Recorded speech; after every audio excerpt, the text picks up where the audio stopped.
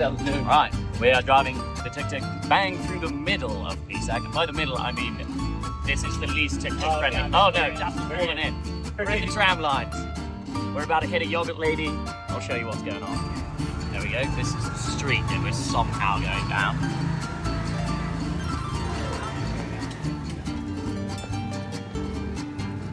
Our main problem is this. That is where our front wheel wants to go. As Josh is delicately demonstrating. That, it turns out, is a nightmare for a tuk-tuk. Because you want to be straight on the road, but you can't be. How's that, Bert? Stressful.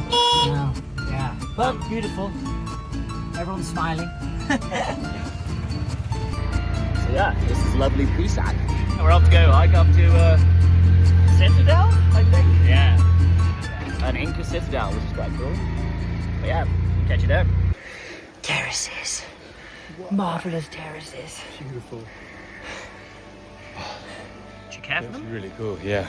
You do care for them? Well, not all they are. You're asking the right questions, Rob. We'll find out. Do we have any answers? No.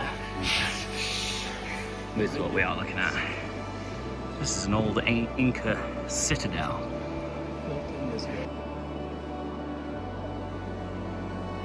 Right, so we're coming to a river. In front of us is an Inca cathedral. Cool, so we just... And then look, there are the old stairs that go up into the citadel. We just need to find a way across. That looks doable.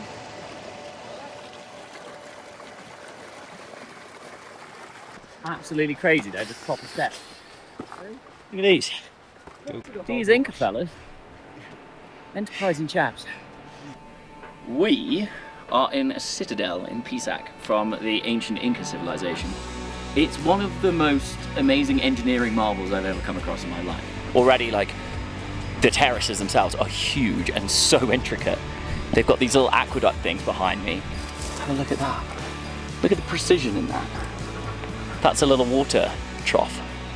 So the water comes and then feeds this whole terrace.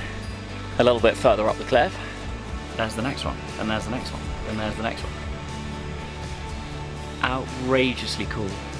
And in those terraces, you have little steps that are put in so that people can jump between terraces, because this wall behind me is like 2 meters tall. So Rob is off to demonstrate the marvels of the Inca stairs.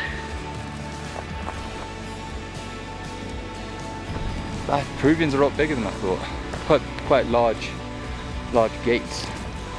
This is a fortress, remember? So it means that, like, when they were besieged, your fortress is your farm. It's absolutely insane, and you can see the different layers of history in here, because these guys were apparently a prehistoric civilization, and they can perfectly cut stone. It's almost been done by a plane. Like, you know, the wood plane? It's crazy.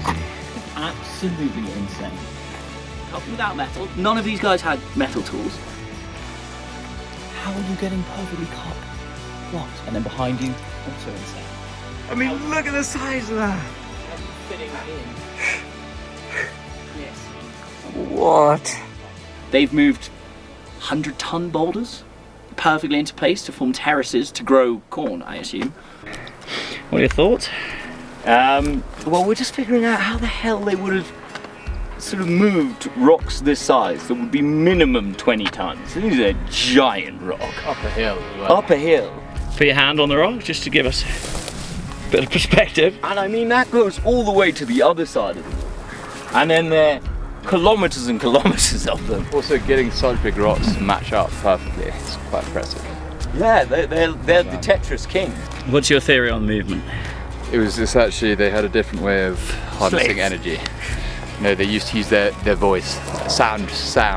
They chanted them into place. Yeah, Sound. They use sound. Find the resonance They of the just, rock. All together. Ooh, rock rises. Yeah.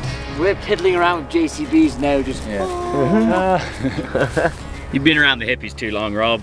Yeah. I've been avoiding it. It's changed you. How do you think they moved it then, Yeshua? Sound. I'm with Rob. I've been around the hippies too. Wow, look at those beams of light in the rain. A lot of rain over there. Everyone bring waterproof stuff for their cameras. Yes. So today's been our first day of exploring Incan ruins as took south, and pretty phenomenal. It's crazy, they've built up into all of the mountains, you've gone through tunnels. Whoa, it looks like a vagina. Dude, we're about to get born. Wow. You are crawling through the womb of the earth. It's just been a great day of walking. The terracing, mind-bendingly cool. They serve another purpose other than just space. It's good for heat retention. So oftentimes the terraces will be 3 degrees warmer than everywhere else around because the back wall and stuff retains sun.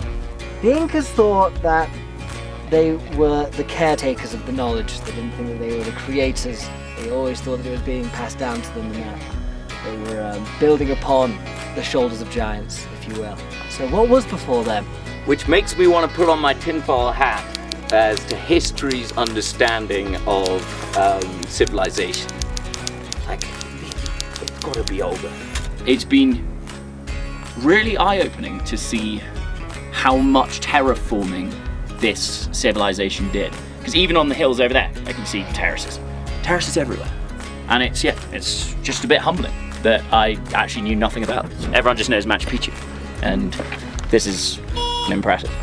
Thousands of kilometers of terraces, one citadel.